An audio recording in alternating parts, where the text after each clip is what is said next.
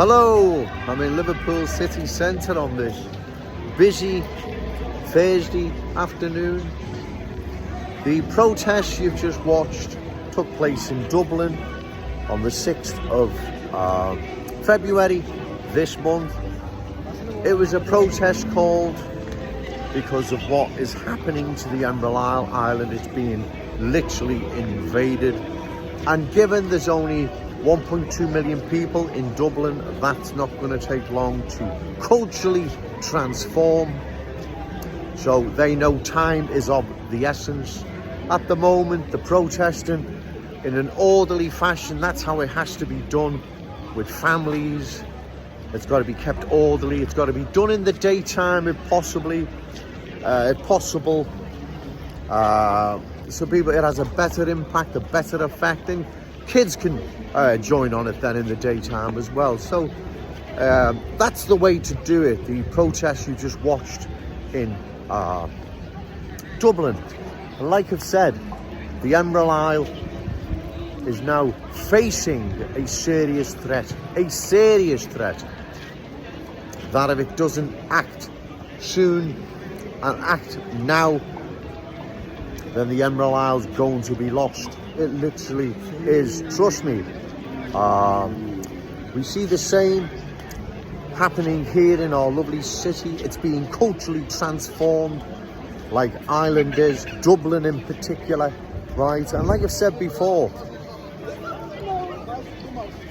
once Dublin is culturally transformed, then the rest of Ireland is finished. It's gone. That's the end of it, right? It is finished.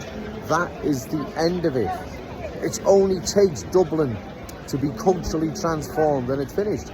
You see, their cultural inheritance, if they don't act soon, they won't be passing it down to their children or grandchildren. It'll be passed down to the new arrivals and their kids and their grandchildren. This cannot be allowed to happen, especially given Liverpool's connection and affinity, that's the right word, with Ireland. Given a lot of Irish people moved here, the potato famine, we have a connection with Ireland, right? So it can't, the people of Ireland cannot let this happen. Also here, we cannot allow this to happen in our glorious city. We can't just watch it being culturally transformed, right?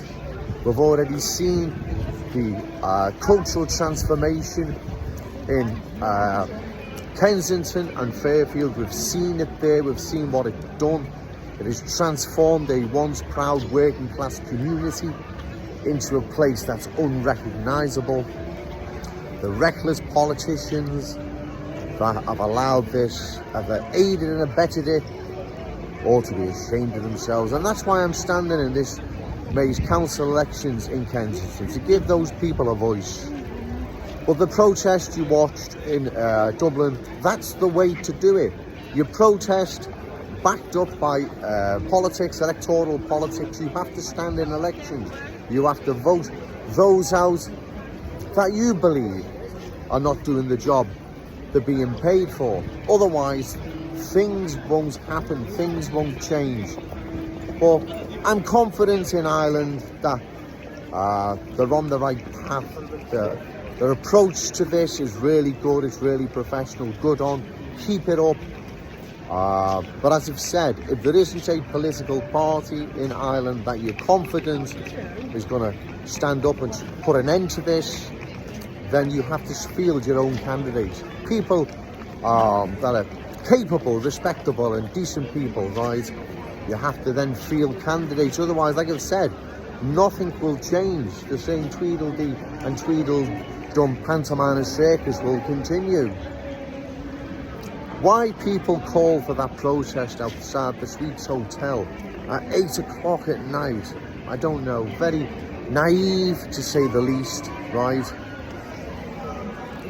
It just gave unruly elements the green light to act in a bad way with the police and whatever. Had that been of a daytime, I don't think they could have hid under the cover of darkness. But anyway, that's done now, right? The people that organised it meant well. There's a demonstration outside St George's Hall this week by Jeremy Corbyn and co. Refugees welcome demonstration. Fair enough, if that's your opinion, sure, you're entitled to it. But first of all, just go and give the people of that community, Kirby and Knowsley Village, just give them a thought for 1 minute. And in fact, go and visit them, knock on a few doors and get the truth as to what really is happening in that community. Okay, thank you.